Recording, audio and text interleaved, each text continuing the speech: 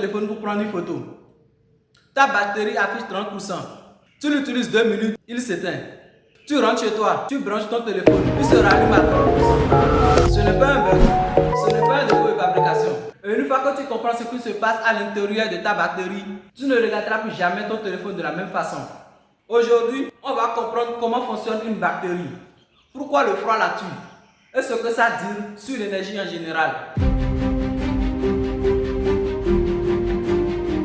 Avant d'aller dans le froid, nous allons comprendre ce qu'est une batterie. Une batterie n'est pas un réservoir d'électricité. Une batterie, c'est un réservoir d'énergie chimique stocké dans les réactions d'oxydoréduction. Pour comprendre ça, imaginons deux équipes de molécules. D'un côté, à l'anode, les molécules veulent céder d'électrons. De l'autre côté, à la cathode, les molécules veulent recevoir d'électrons. Entre les deux, il y a un électrolyte, un milieu conducteur qui permet de faire circuler les ions. Regarde ici. À l'anode, nos ions lithium sont coincés dans les feuilles de graphite. À cette étape, ils sont sous pression. Ils sont instables. Ils n'ont qu'une seule envie, s'échapper pour trouver un milieu calme. De l'autre côté de la rivière, à la cathode, un milieu plus stable. Pour que les ions puissent quitter l'anode ou la cathode, ils doivent traverser la rivière. Quand tu branches ton téléphone à la charge, le chargeur est considéré comme une pompe ultra puissante. Il va chercher les ions lithium qui s'étaient confortablement installés et stabilisés dans la cathode. Il les force à traverser la rivière lithium pour se retrouver de l'autre côté à l'anode. Et lorsqu'il parvient à faire ça, ta batterie affiche 100%. Et notez que ce qui détermine si ces réactions produites sont spontanées et avec quelle force, c'est le potentiel standard de la pile. À l'anode, il se produit une oxydation. On a le lithium qui donne l'ion lithium plus un électron. À la cathode, on a plutôt l'ion lithium qui capte un électron pour donner lithium. Gardez que la tension standard d'une pile, notée souvent E0, mesure la tendance naturelle de ces réactions à se produire.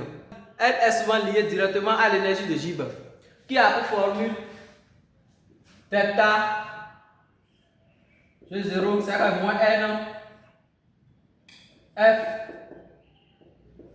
fois la tension standard de la pile. N, c'est le nombre d'électrons échangés. F, c'est la constante de Faraday. F est souvent égal à 96 485 coulombs par mol. E0, c'est la tension standard. Si E0 est supérieur à 0, alors delta G0 est inférieur à 0. Donc la réaction est spontanée. Donc la réaction est spontanée. Et là, c'est la décharge de la pile.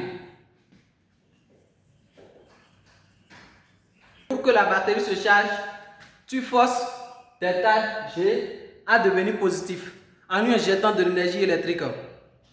Et là, les ions lithium sont obligés de quitter l'anode pour la cathode parce qu'à cet instant, ils ne sont pas stables et sont encore sous pression. Maintenant, voilà là où c'est fascinant. La tension est 0, le potentiel standard, c'est la tension avec les conditions idéales, à 25 degrés, avec des concentrations standardisées. Mais en réalité, les conditions changent, la température change, la concentration des ions change à mesure que la batterie se décharge. C'est exactement ce que fait l'équation de Nernst. Cette équation qui s'écrit sous cette forme. Nous allons en revenir. Pour comprendre ça, imagine que tu pousses une balle en haut d'une colline. Plus la colline est raide, plus ça devient difficile. E0, c'est la raideur de la colline. Mais si la colline change de forme avec la température, la difficulté change aussi. L'équation de Nernst s'écrit E, la tension réelle, égale la tension standard E0 moins RT sur NF multiplié par le logarithme vectoriel de Q. R, c'est la constante des gaz parfaits. R est égal à 8,314 joules mol par Kelvin. N, c'est le nombre d'électrons échangés. F, c'est la constante de Faraday. 96 485 coulombs par mol. Le cahier népérien de Q, c'est le rapport entre la concentration des réactifs et des produits à un instant. Dans la formule RT sur NF, nous avons T. Ça, on appelle ça le facteur thermique.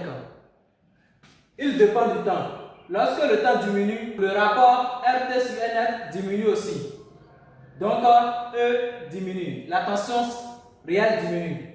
Et lorsque T augmente aussi, la tension réelle aussi augmente. Ce que ça veut dire concrètement, à 25 degrés Celsius, c'est-à-dire à 298 degrés Kelvin, notre batterie est optimale. C'est-à-dire la tension réelle est puissante. Mais à 0 degrés Celsius, c'est-à-dire à 273 degrés Kelvin, la relation RT sur NF diminue. Donc, E aussi diminue. Par conséquent, la batterie dérive moins d'énergie. À moins 10 degrés Celsius, cela équivaut à 263 degrés Kelvin. Là, la chute est vraiment prononcée. Là, si la tension réelle dépasse cette seuil, directement le téléphone s'éteint. Maintenant, parlons de quelque chose d'encore plus profond. Pourquoi ta batterie vieillit de façon irréversible? Voilà le secret. Chaque cycle de charge et de décharge est légèrement imparfait. Les ions lithium ne reviennent pas exactement à leur position initiale. Des dépôts se forment et même l'électrolyte se dégrade. C'est comme de l'entropie comme on l'a vu ensemble. Chaque cycle produit un désordre irréversible. Et l'équation de Nernst explique aussi cela. À mesure que la batterie vieillit, la structure des électrodes change. Les sites d'insertion du lithium se réduisent. Le quotient Q réactionnel dans la formule de Nernst évolue différemment à chaque cycle. Et même le potentiel standard a diminué à cause de la dégradation des matériaux. Résultat, après ce cycle, la tension standard a diminué. La tension standard que peut dériver la batterie est très faible. Cette perte est permanente et irréversible parce que les réactions de parasites qui dégradent les électrodes ont une énergie de J-volt très négative. Voilà ce que font les ingénieurs.